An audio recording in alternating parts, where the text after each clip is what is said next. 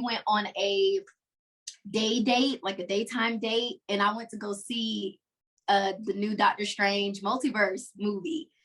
And it was just like, just like all the synchronicities. Have any of you guys seen the movie yet? Oh yeah, absolutely. Okay.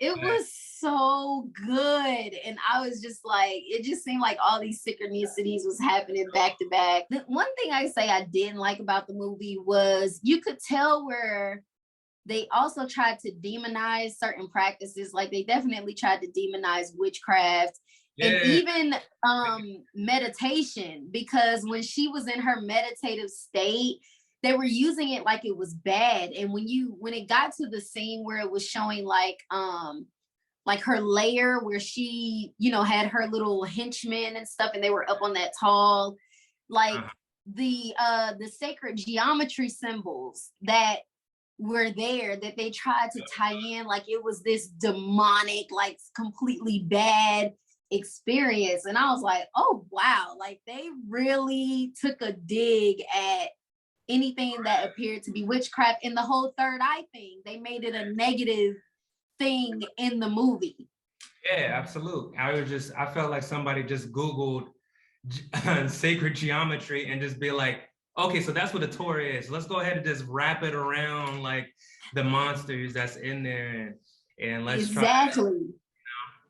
You're listening to The Parallel Paths, a podcast designed to elevate your mind, body, and spirit so that you can get everything you want out of life. The only question is, are you ready?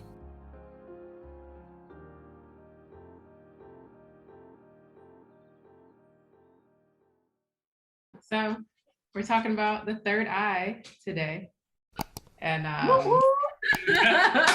that's what we're getting into. And even just what we were talking about, being able to see these symbols and things in these movies. Some people are just going to see the movie for what it was. Like they're going to see like, oh, it's, who knows what this stuff is going on. But other people are going to be able to realize and be able to pick apart that symbolism and also see past the misleading, information that is in it. And that's what the third eye is all about. 100%.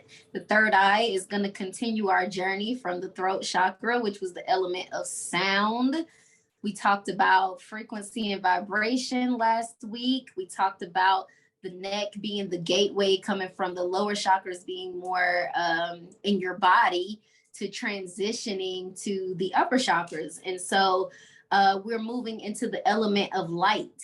And light is a much higher vibration, and so the wavelengths are quicker, which gives it also a higher frequency. So we're getting even higher up there.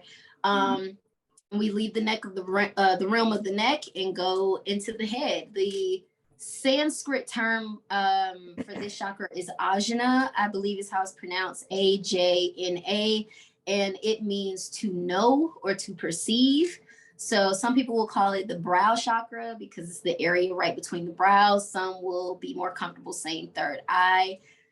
So I would say that if you have any preconceived notions about what the third eye is, try to have an open mind. It isn't something evil. It's about seeing things. But our society likes to paint the picture that when you use your intuition, when you trust your gut and you can see what cannot be explained, that there is some sort of evil or bad intent behind it. So if you don't feel comfortable with the third eye, you don't have to call it that. You can use the brow chakra. They are interchangeable, means the same thing.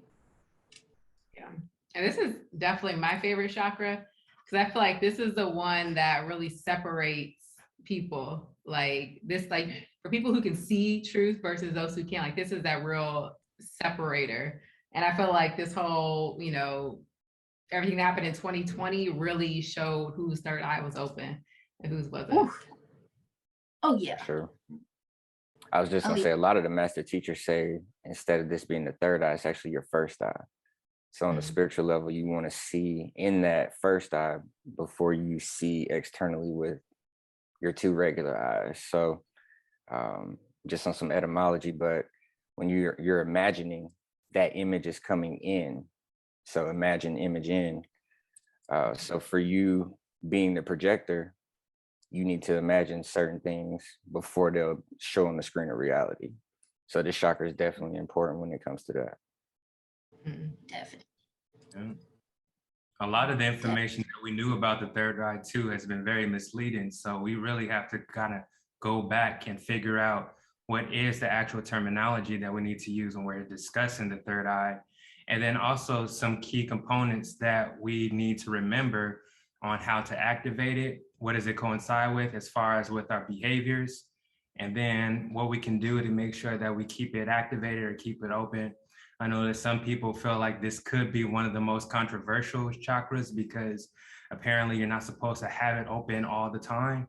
And apparently you're not supposed to like have it prematurely activated unless you have your entire consciousness already developed. So yeah, all it is just basically making sure that we have some type of spiritual integrity when we're going through with the third eye. I totally agree with that, because I would say that when it comes to the third eye, there are a bunch of loaded words and terminology that can be associated with it. So I would say, you know, it tends to be so mystical on the broader sense, but I think we can bring it down to earth a little bit just to say, for example, how the third eye can be, how it operates in our daily lives, in our everyday lives. And some of I think maybe the most obvious way is probably dreams. Because it's pretty much, unless you got some underlying circumstances, we pretty much all dream. And that dreaming is what literally links the unconscious with the conscious. And we have to be able to understand symbolism and being able to interpret certain archetypes in order to interpret our dreams. And another way that we could bring it down to earth more is when you consider people who are very mental. So I would say like your therapist or your psychoanalyst, healers. These are people who are going to be able to intuit higher consciousness. And I think a big part of that is pattern recognition. Pattern recognition is a big part, because if you can understand pattern recognition, you're able to understand the past, present, and then be able to predict the future. And psychic awareness is a big part of the third eye chakra. So by understanding patterns in your life, you're able to complete something, or you can intuit it before it happens. So a good example of that would be, say you're standing at a distance from someone and they're walking towards you. And at first you can't really figure out what it is, but as they're getting closer, you're using pattern recognition. You're looking at how big their shoulders are, how tall or short they are, how much hair they have, how they walk. And then as they get closer and closer, you may go, oh, that's Blair, you know, but it's the pattern recognition of the features, how tall he is, his build, that allows you to intuit that it's him.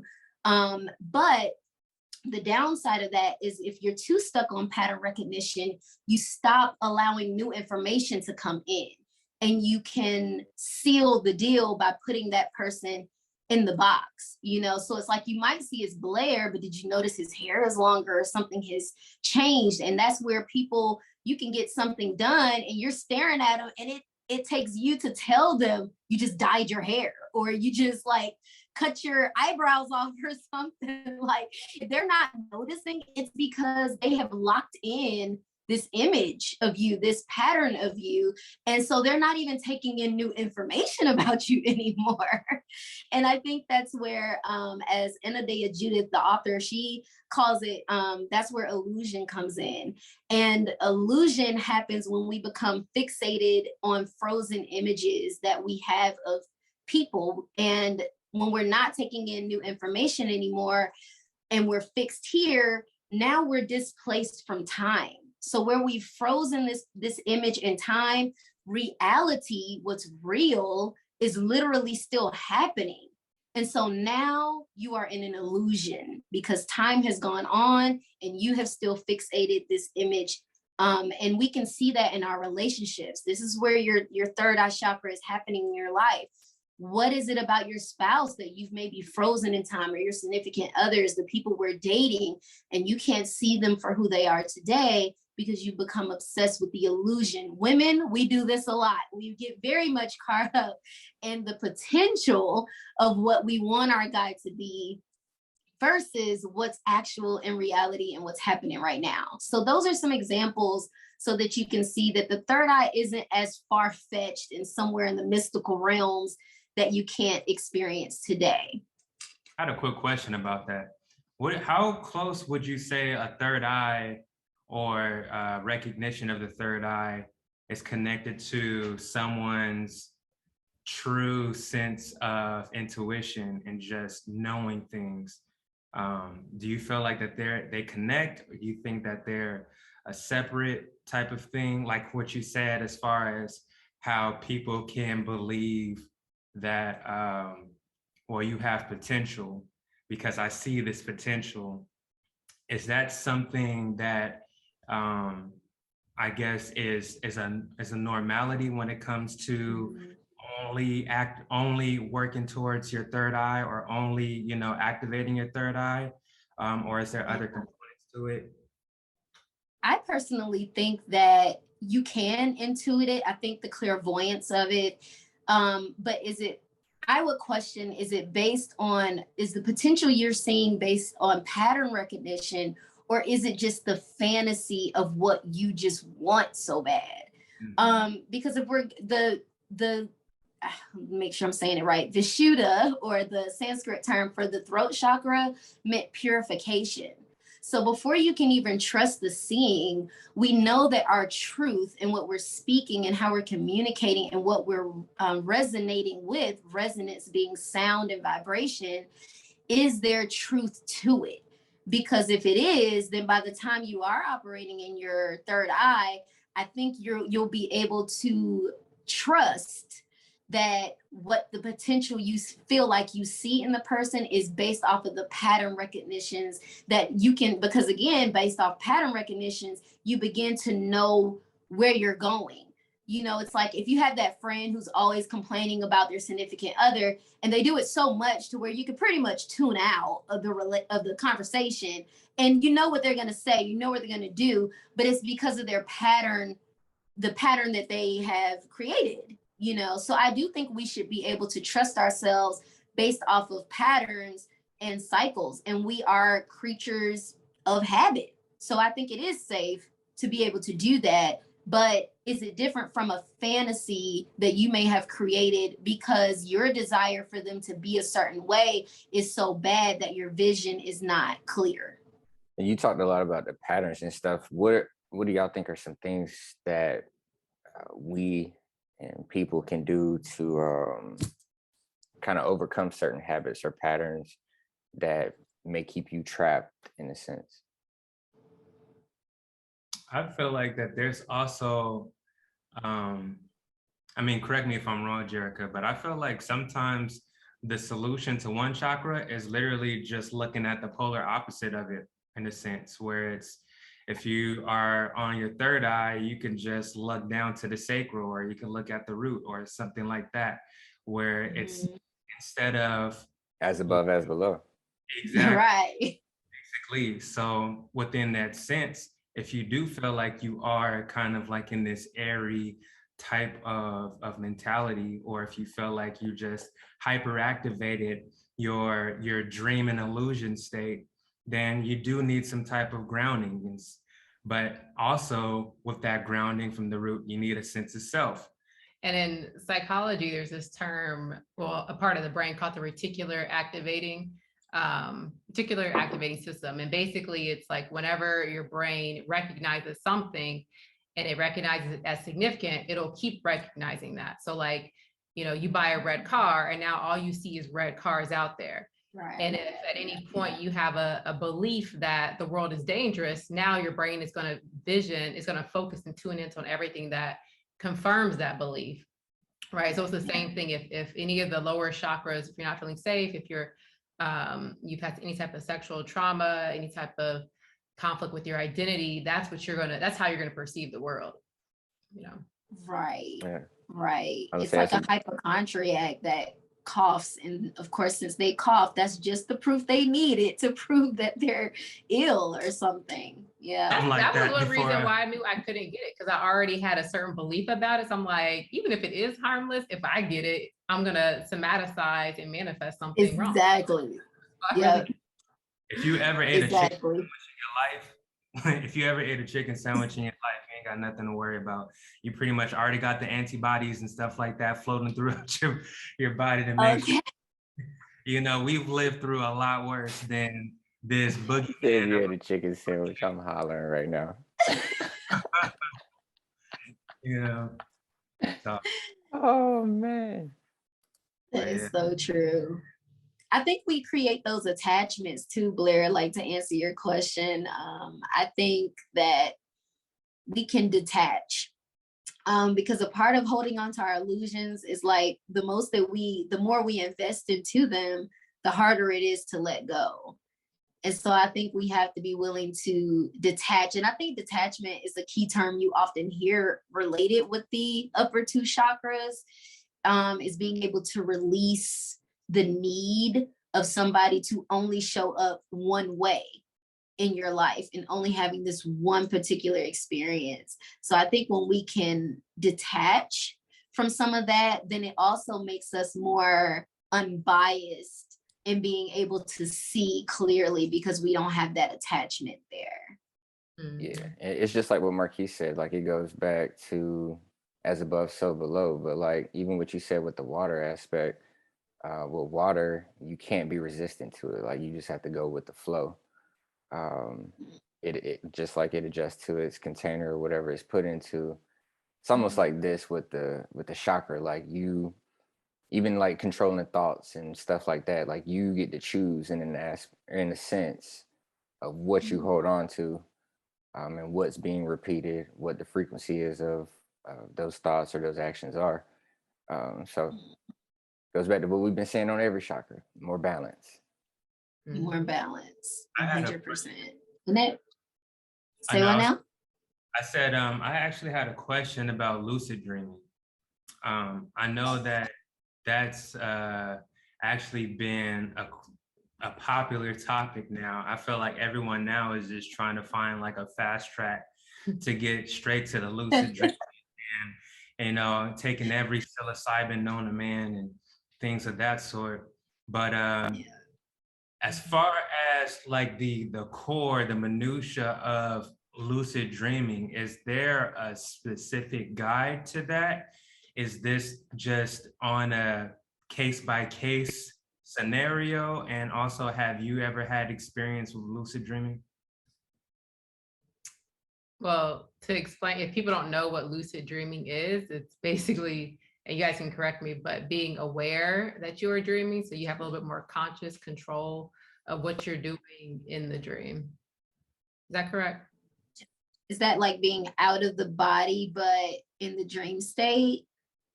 Like you, because some of the stories I've read is where they're like outside of their body, but they can like see themselves. I think that's astral projecting. Yeah. Oh, okay. So yeah, lucid dreaming is in the dream, like flying, be like, yo, I'm flying, and be like, it'd be like, okay, well, let me fly this way. Versus just like allowing the dream to happen, more so directing the dream. I can give y'all an example actually, because I had a very vivid lucid dream when I was young. And I remember that I was in this 2-story home and I'm just going throughout the house. Like I was looking for something. And I remember it was very cloudy in there, like maybe that there was a fire in the house. But I mean, the smoke was like barely giving me some type of sight. I can barely see like the hand in front of my face. But I just remember that I'm going downstairs and I'm looking up and things like that. And then something hit me like, whose house am I in? Because when I was dreaming, and I said this, I said, because I just remember I was in my mother's home and my mother had like an apartment and there was no stairs or anything like that. So I stopped looking for something. And then I said, what am I looking for and whose house am I in? And as soon as I said that, the clouds started to disperse and I'm able to see everything that's going on. And then I started seeing pictures of me in different phases of my life before and after my present, my present time.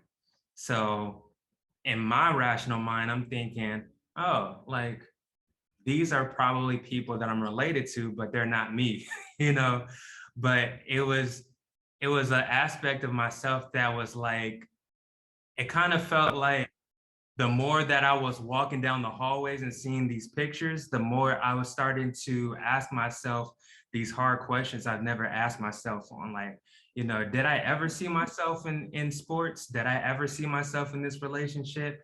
Whatever case may be. And as I started to do that, it was like the wall just shattered and I was able to do anything. I can run on the ceiling if I want to. I can fly up to the second part of the house. And then when I laid in that bed, I woke up in my mother's apartment. And that's basically. So you're interactive in the dream. That's what makes it lucid. It's interactive. Okay. I have had that. Okay. Yeah. I was definitely confusing it with the astral projection. I definitely have had lucid dreams, but I want to say maybe I don't know if it started off that way. And I would say because when I first was going through my transition of my spiritual journey and kind of deciding, whether or not Christianity was going to continue to be my thing, I began to have these dreams where I would be like in the house that I grew up in, and there would be like this dark entity that would like be coming for me. And every time I would try to like cast it out, because casting out is like a big thing in Christianity, I would lose my voice. Like I would be yelling to the top of my lungs in this dream, and then my voice would be gone. And then they would get ready to overtake me, but then like this light happens and then I would wake up. And then the next night I went back into the dream. It was like being in a training school. So I went back into the dream the next night and it was happening again. And I mean, I was cursing this spirit out, y'all. Like every cuss word you can think of, I'm just reading it as right. And then my voice leaves again. And I think it happened probably a good 3 or 4 times. And then like by the 4th or 5th time I had the dream, I remember just like being like, you are not going to win today. And I just like started saying Jesus and beings of light and stuff like that. And the light came up out my throat and was like being like, it looked like a Harry Potter, like when you like, gosh, what's the word I'm looking for? The Patronus. And I was like, oh shit, like I done activated my Patronus. But I think that's probably the most vivid dream that I could recall where I felt like what I was doing was affecting the dream. And it was like I had to keep having it until I conquered this dark energy. It was crazy. Mm-hmm. Yeah. So that counts, right? Like that's lucid dreaming. Oh, yeah, absolutely. You was fighting for your spiritual existence there. Like, yeah, for real. And you were learning from the past too. You learn and you were able to bring that consciousness to the dream. So yeah. Right. Yeah, that was. I was just gonna say, like, definitely over the past few years, I've especially taking black seed oil. This is a side thing, but like if I take black seed oil before bed, oh, I'm guaranteed to have some lit dreams. Like if you're laying on your back, or if I'm laying on my back, right, I should say, it's almost like guaranteed. And I'll get in a dream, I'll see ancestors. I've had ancestors come visit me, tell me specific things. I'm not gonna get into it too personal since we're on this platform. I can talk to y'all offline about some of them, but definitely, like, just to give you one example, I had a grandfather of mine passed from cancer, and he didn't know, or he may have probably known, but like he wasn't into going to doctors and all that type of stuff. So until it got too bad, like he ended up having some issues where like he would kind of be bedridden toward like the end of his tenure here. And he came to me in a dream and he was in a bed, but like not necessarily in the same condition, but you could tell like he was in his last stages again. And he told me, he was like, keep eating how you're eating. And I asked him, I'm like, would that have, like, I definitely was aware to ask him, like, if you would have eaten different, would that have had a different outcome with your cancer? And he told me yes. Mm-hmm. So even different things that I'll experience in this 3D reality will carry over into a dream. Like, I've had a specific amount of money, and then in the dream, I'm ready to pay for something, and I open my wallet and it's the same exact amount of money. So again, being able to identify those different things and be aware when you're in a dream is pretty wild. And a lot of times, like, when I do become aware, it's like you'll wake up, or I will wake up and I'll be like, dang, I had it. So it's pretty wild. I had much knowledge before. Yeah. I wonder so there's lucid dreaming, there's projecting, and then one thing I experienced a lot was sleep paralysis, to where witches holes. Like everybody's had a terrifying sleep paralysis. Absolutely. I've only had that happen once, and it was crazy. Once. I used to have it all the time, and it's not only visual, but it's also tactile. Like, you feel like there's something on you, something's hovering over you. So I wonder if that too, and it kind of ties into the whole pineal gland thing. Is this the pineal gland related to this? Are all these things activating whenever something creating some type of vision or a psychedelic effect? I think psychedelic, or that's not the word I'm looking for. What is the type of, it's psycho something, but we normally think it means visions, but it also goes into like the tactile stuff as well. Yeah. I used to think I was getting haunted or something when that would happen. It would happen way too frequently. I would say though, like over the past 2 years, I think it's only happened once, but around that same period, I was having those dreams and stuff like that. And it's so crazy how if you let it, that'll scare you right back into religion, okay? Because it just speaks to all the things like, oh, you need to just listen. You need to be delivered because you having these experiences. That's hilarious. Oh my God, like they were scaring me half to death, but it was like the curiosity was still there. And I would just pray, like, just because you're not religious don't mean you don't have a prayer life. And I would just pray and but you can see the attacks when you go on these journeys of enlightenment. And so I think then I felt like something was trying to get me to deter me from the journey. Looking at it now, I feel like, because when you have the witch's hold or sleep paralysis, your body is the dead weight of the body. And it's like your eyes are open and the consciousness is there. So it almost feels like you're about to astral project, but you're stuck. Like you're not fully projected. But because for me, only my eyes would move. I couldn't pick up a hand. I couldn't turn my head. So it was almost like the astral projection was there. But it's like, damn, I'm 135 pounds. Ain't no way. It feels like dead boat heavy. It's a different kind of heaviness. So I don't know. I almost feel like you're in between astral projecting and the waking state. There definitely is a higher level of awareness, because there is times where in the paralysis hallucination, I would look at a clock.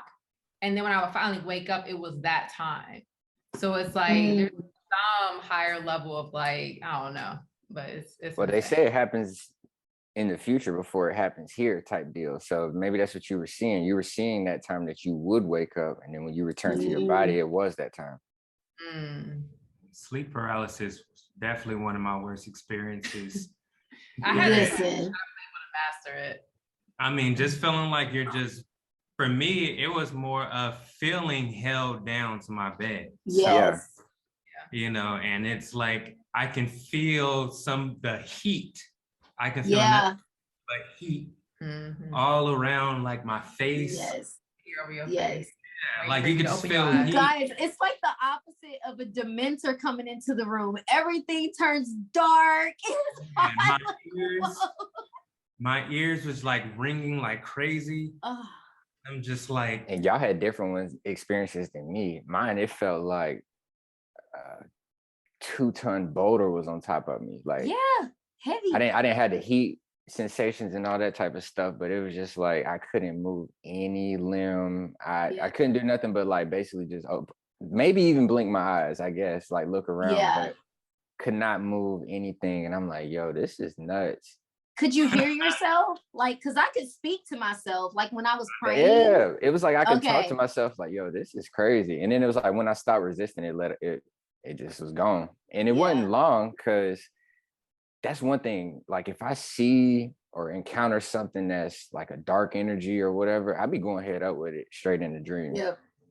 I'm known to choke some shit out, like, for sure.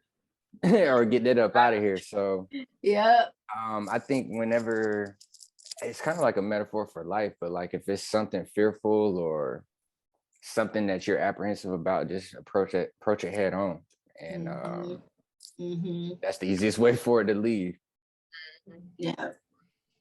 I just learned and I think when I think back on that dream, I think using my voice, because our voice, which we learned last week, is related to sound. And we talk about in the beginning was the word. We're saying in the beginning was sound. And it's like speaking and getting my voice loud enough, vibrated at a high enough frequency to rid the darkness that I was feeling, I think. It's funny you said that about the original word. The mantra for this particular chakra is Om. Isn't that the first word? The primordial sound. Primordial sound. So, yeah. Oh, that's and cool. You talked about clearing out the negative energy and stuff. A lot of spiritual teachers and practices recommend that you start out with Om to cleanse your space and your being before you actually start the practice, and end it with that as well. Yeah.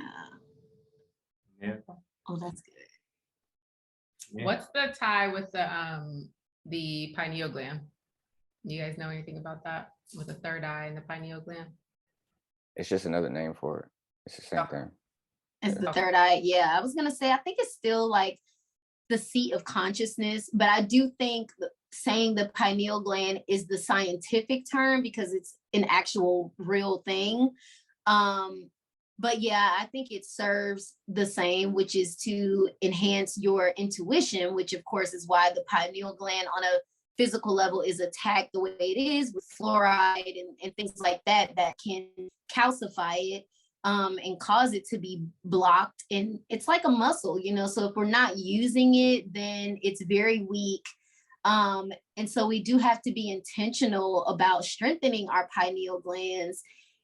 As well as like Blair mentioned about being in the witch's hold and surrendering. There is definitely something passive and very yin to intuition, to where you have to relinquish what you think you need to know and the attachments in order to just fall into trusting your intuition and trusting the gut. And then the more that you exercise it, the stronger it'll get. So it's like if you get that hunch and you take the heed and then it's right, then that builds some trust. And then you're like, okay, I'm gonna do that again. So next time I get that feeling, okay, I'm gonna trust that hunch, and then I do it again. And then the next thing you know, you're completely moving based off your intuition. Oh yeah. And you build so much confidence in doing that. Just trust. Yes. Yeah. Yeah. I mean, again, it all starts with self, but like the more you do anything, the repetition of it, especially if you're doing something to improve yourself, you're only strengthening self. So you're giving yourself more confidence, more esteem, whatever the case may be. But at the end, it benefits you. Yeah. And I think there are some ways that you can, I'm sorry, go ahead, Marquise. No, go ahead. I was just going to say, I think some ways we could strengthen that too, because I often wonder about clairvoyance and like recognizing symbolism, and are they one and the same? I think clairvoyance, that inner knowing, does come with time. I do think that that's something you kind of have to do quite a bit of work. But I think symbolism and archetypes are good ways to practice on getting there. Because if we, well, I'm gonna start with archetypes first, because I think our archetypes is what helps us to take big concepts and have a resonance of understanding them on a deeper level. So we know the archetype of the mother, the father, and just by saying that, you automatically inherit these responsibilities or expectations simply based on the archetype. So then that translates into symbolism as well. So if we consider the snake, and it can be intuited, and that's the power of the mind, it can be intuited in more than one way. If you're religious, you might take the snake, and that may be a symbol of evil for you. For somebody that is not, then it could mean transformation. And so then when we're out there in the world and we're looking for those hunches and those clues, we can look for it in the synchronicities of the symbolism that we see. So if you, for example, have been working on, asking or at the universe or praying about how to strengthen your intuition, and you go for a run in the park and come across snake skin or something, and there's a reason why this whole park that you happen to run by it at this particular time, and it was there for you to see. And I think when we allow ourselves to surrender to the trust of there being a message within the symbolism, that too can help contribute to strengthening and being able to trust yourself in that way. Yeah, I'm definitely glad you said that, because whether it be animals or looking at the time or you seeing repeating numbers, whatever the case may be, the universe is always communicating with you, whether it be pains in your body. There's so many ways that you're getting signs and symbols. It's just, are you listening? Are you able to see it? But yeah. Like you said, the more you acknowledge it, the better at it you become with acknowledging, recognizing what it is, and then also being able to interpret what it means too. Yeah, life just gets more fun when you realize it's like this game board. You're just like, I have so many more moments of joy once I started realizing that there's signs and symbols all around. So I just go through life. Yeah. I can't wait to talk about the healing things and the herbs to go with this, because I got a couple that I want to share, especially related to this one. Let's get right into it. Yeah. So one is Sananga. It's these drops that you can put in your eyes, and Jerica just talked about it, but like gaining clarity, enhancing your vision, and then even like the cleansing aspect, they burn.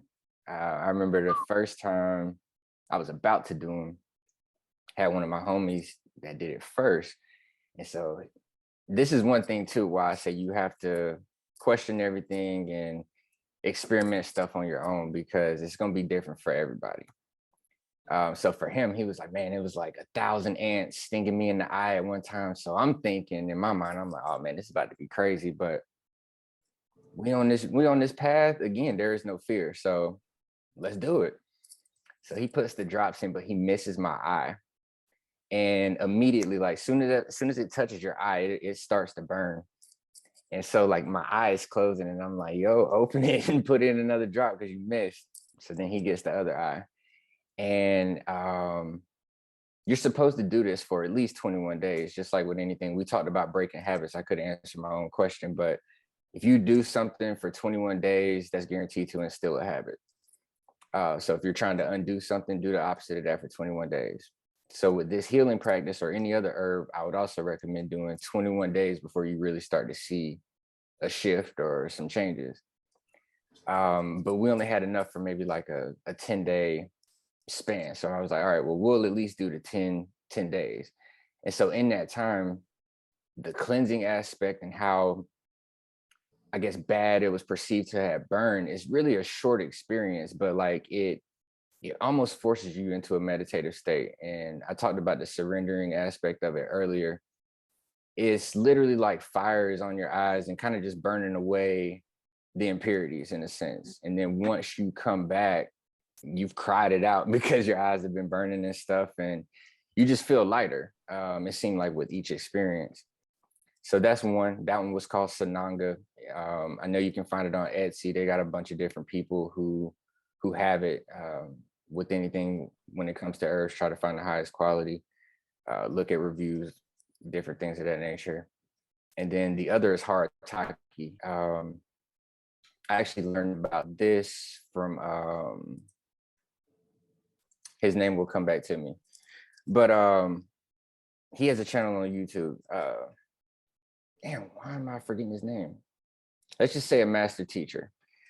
And he talked about Harataki, but that's one of the ways for you to definitely open up your pineal or your third eye. Also taking black seed oil. And then even with sea moss, like sea moss is a natural detoxifier. So you continuing to cleanse, that's going to help decalcify it, like what Jerica said too, drinking the right waters, not drinking tap water. It's definitely different things that you can do just on a day-to-day basis, whether that be putting your water in a copper container or charging it with a tensor ring, but you can change your water composition and that would definitely help a lot as well. Also, another practice that you can do that coincides with that is, actually, I don't know what the actual term is, but when you are meditating, focus on rapidly breathing, like trying to take in 4 breaths every second. I know that there is this YouTube channel. Breath of Fire? A Breath of Fire? I don't believe so. It's more, if it's the same formation of rapid breathing where you're like you're doing that. Yeah. That's I think that's called Breath of Fire. And so within that, basically, that will actually channel up, kind of like the same like effect when you're going through like your Kundalini. You know, it's gives you that activating that DMT. Right. So within that, all you have to do is just focus that energy to your pineal or your third eye as you're doing these repetitions with your breathing, and do this for about 3 to 5 minutes. It really just depends on how long you can do it. I know for me, I did it for about 2 or 3 minutes. It was kind of more of like a guided meditation. So the instructor was doing it for like 2 or 3 minutes. And it's a little challenging at first, especially if you're not used to breathing that quick. But once you actually get to a calming state, when you're taking in your first deep breath, you just feel that surge of just energy and chi that goes straight to your pineal.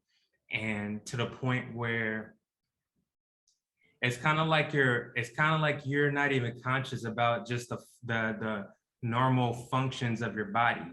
So you have to remind yourself again to breathe. You have to remind yourself again to move your limbs. Like you have to remind your body how to work. You know, you have to kind of get back in tune with your heartbeat, like things like that. So I would definitely say that I would recommend that. Also make sure you're in a safe space when you're doing that as well. Yeah. I did a breathwork workshop before. I think I told you about this, Blair, where you're basically doing that breath of fire, but we were doing it for an extended period of time to where you wanted to give up. Your hands were starting to turn into lobster claws. And but at some point you've activated the internal DMT. So now you're just and you feel this sense of wholeness and oneness. You're having all these visions. It's like this amazing experience, and it's just from breathing a certain way. So you can definitely happen something powerful. I just say, I'm glad y'all brought that up, because breath, again, we talk about it in every chakra, but wherever focus goes, energy flows. So if you're breathing into the pineal, that will definitely activate it. And I was that it wasn't a transcendental meditation. I'm trying to remember the name of it, but we talked about it. We definitely did. I want to say in like season 1, maybe 2, but we'll have to get that title of that particular breathing exercise and share that with the audience. And then also family, the guy who I was talking about, that's Brother Yosef. I don't know why I was forgetting his name, but check out Brother Yosef's channel on YouTube. lot of good information from A to Z when it comes to spiritual practices, what's going on in this reality, in the astrals, everything. So, brother yourself. And then in addition to, you know, being mindful of what you're eating and like drinking to detoxify, also be mindful of what images you're feeding into your mind, because that's going to be the pattern that you're going to continue to produce. So, you know, just being mindful of the TV, the music, all that stuff. I mean, as with everything else. I was gonna say, shoot, even using yantras. I don't know if people are familiar with that, or mandalas, or having a talisman, or anything like that. We talk about the symbols, and the sacred geometry, and everything is symbolism and how it affects you. So what's being projected on your TV, 9 times out of 10, they're projecting something subliminally under there that you can't see per se, but your first eye, I'm gonna call it, is picking that up. So again, we try and dictate our own realities, and we're doing the programming. Be conscious of that. There are definitely many sacred yantras that you can look into. It's pretty much like looking at different triangles within a square in a sense. But you'll look at these sacred designs and this sacred geometry, and I'm not going to talk about my personal experience, but give us your personal experience after you do it. Talk about it in the comments. But I'm eager to see what you all say after looking at something like that for like 15 minutes. I would recommend the Tree of Life geometry too. That's another good one. Tree of Life, and you know, specifically if you feel like that you have all of these different projections of subliminal messages around you, that'll help you to keep yourself grounded and try to neutralize a lot of spiritual influence that's going on that you don't allow within your psyche. One symbol I came across too, it's in the biogeometry signatures book, but the infinity symbol, we see it all the time. But one of the healing practices they talked about in that particular book was, if you're constantly stuck on a thought from the past, visualize that event or whatever that is taking place with the infinity symbol. And it's almost like it's scrubbing the karma from that and allowing you to move forward. And really what that symbol also symbolized with the infinity is 2 worlds that are coming together. And within that, when we were born in a spiral on our heads, on our palms, on our bottom of our feet. But we also have on the opposite pole, if you will, like in a different universe, we pretty much have our yin or a yang, or basically our opposite. And our opposite is on the counterclockwise and everything, fingertips, palms, things of that sort. So the things that you feel like you're resonating with, but you've never experienced, that 9 times out of 10 is because your polar opposite have those experiences. So a lot of deja vu. Exactly, kind of like how you deja vu. So you can be the spiral of 6, and then your polar opposite can be the spiral of 9. And when you put them together, it's supposed to make that infinity, because ultimately at the end of your journey, it's really to be able to obtain the information that your polar opposite has gained. Interesting. Jerica and I talked about it in our side convo just on personal astrology, but Sister Myra talks about it like that too. She doesn't even, when she does her reading, she doesn't even acknowledge that it's necessarily 12 signs. So if you're a Virgo, that means you're a Pisces as well. When we come here, again, we're supposed to master self. Like this is a school of mastery. So you being predominant one sign, there's an opposite sign that you're here to balance. And so whatever the sign is, if you're a Leo, look at Aquarius. You conquering those things brings you into balance. So it's always 2 sides to it. I mean, we live in a dualistic world. Like it's always 2 sides to the pendulum. So yeah, it's what makes you holistic, and to be whole. And in order to do that, you have to acknowledge all parts of yourself, your shadow self and your regular self, and to be able to find balance with that. Because one of the excess features of this chakra is delusions and illusions, obsessions, or difficulty interpreting your dreams. And that's just because your third eye is too open. There's no balance in it, to the point to where you're creating images and you're imaging in things that aren't even there, that you're pulling out from, the astral realm or from the universe. And so there does need to be some groundedness to having a balanced third eye chakra. If it's deficient, you can have poor vision. You could not be seeing things as they are. You could have lack of imagination, difficulty visualizing, or even, and this is a big one, denial, because you can't see what's really going on. You may not have had the purification or gone through that purification to really see things for what they are. Or are you locked into an image or an illusion that you're preferring because it makes you feel better? So much so that you're missing out on the reality of things. So that brings me to our crystal recommendations, which for this chakra, my number one recommendation is indigo kyanite. Indigo kyanite it stimulates spiritual awakening, and for the opening of the pineal gland. It also helps to see, kind of penetrate your vision so that you can get to that inner truth. It also helps with experiencing satori, which is the Japanese term for enlightenment. And it can help you to connect to your dreams better so that you can interpret them better. Next is lapis lazuli, which is going to help you to interpret your mental images, get you to higher awareness, and to help you to go through the journey, the actual spiritual journey of higher awareness. And this one is pretty popular. It's very, very closely associated with Egyptian mythology. This stone was actually buried with the dead because it is said to help them journey from one life to the next. Next is dumortierite. Looks like this. This activates the third eye and it helps to enhance your emotional intelligence. And then it also helps with prophetic vision. So if you're interested in strengthening your psychic abilities, this one is good for that. And the last one is numite.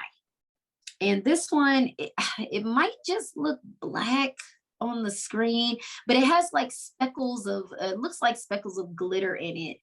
But it's good for journeying deep into the psyche. So if you're trying to do some shadow work and really get into the unconscious, it's good for that. And then it helps with clairvoyance. And this one I just kind of threw in there because it's clear quartz. Clear quartz is always good with the higher chakras, balancing your energies, clearing them, and it's also programmable. So if you didn't know, clear quartz is used in a lot of technology. So it has very high programming capabilities. So if you don't have any of the the crystals that I mentioned, get you a piece of clear quartz and then program your intention into it and then use this instead. And I would say too, I'd like to mention a few traumas that can also contribute to what could knock off a third eye balance or a deficiency in the third eye. And I would say the major thing is when you are told that something isn't what it is.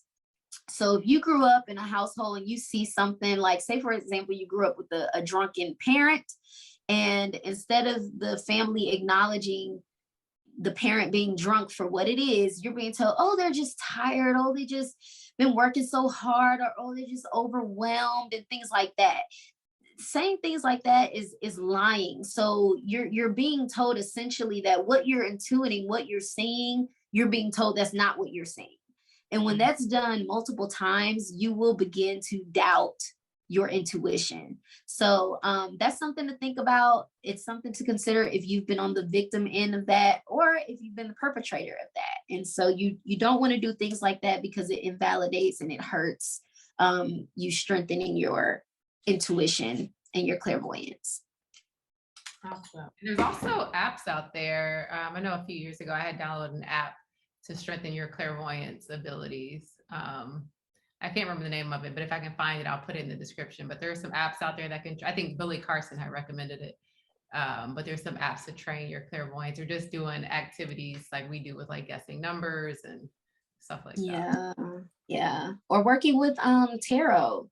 I love working with tarot. I would definitely associate this chakra with the high priestess, because the high priestess is said to not speak verbally. She speaks by sending you messages through the mind. So maybe working with some tarot cards, or maybe shuffling a regular card deck, taking 3, flipping them over to where you can't see them, and maybe you try to guess.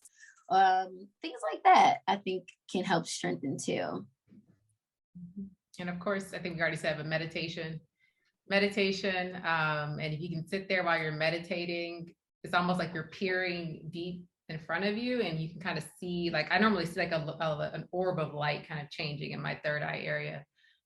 So meditation definitely helps. Oh, and hypnotherapy. Hypnotherapy and past life regression is really good, because if you are blocked in any kind of way, it can help you with that. And if you find that you're stuck in some of those illusions, or maybe you're stuck in some archetypes, or you have archetypes that are at war with each other, because we're not just one thing, we're multifaceted beings. And so you can be, for example, I'll use myself. 2 archetypes I really resonate with is the mother, the healer, the child. But having mother and child archetypes, both, they war with each other, because the child might be wanting some things that the mother in me feels like, no, like, I don't like. For example, with parenting my own kids, there may be them asking me for something, but if the child side of me is not on board with it, it almost becomes irritating a little bit, or something like that. It's like the opposite, this tug of war with those archetypes. Or maybe you have the lover and the trickster. And so whereas you want love and commitment, you find yourself perpetually cheating or having outside affairs. And so there's, and that goes back to the shadow work of because if you don't pay attention to that other part, you will repress it, and then it's going to come out in the most ugly ways. So, in finding that balance is not being too much in your third eye, but having that grounded balance of the second chakra too, will help you to be able to have the best of both worlds, and you won't find yourself warring. But I say all that to say hypnotherapy is good for that, because it can help you to go into a deep state and really get into the things that you may not consciously be able to see just yet, because you're working on it, you're developing it. So going to a therapist can help you work through those pattern recognitions and help you to interpret some of the symbols that you may see, but you don't see. You know what I'm saying? Yeah. And if you're skeptical about hypnotherapy, because there are some weirdo therapists out there who are doing, so just be mindful. There are books that you can do self-hypnosis and just record yourself doing the script, and then you can replay it and take yourself into hypnosis if you, or you can actually ask them if you can record the session too. They should be okay with recording the session. So yeah.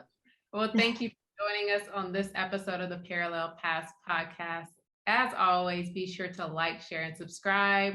If you have any feedback about this episode, definitely leave it in the comments, and we will see you at the next chakra. Yes, crown. We'll see you there. Peace.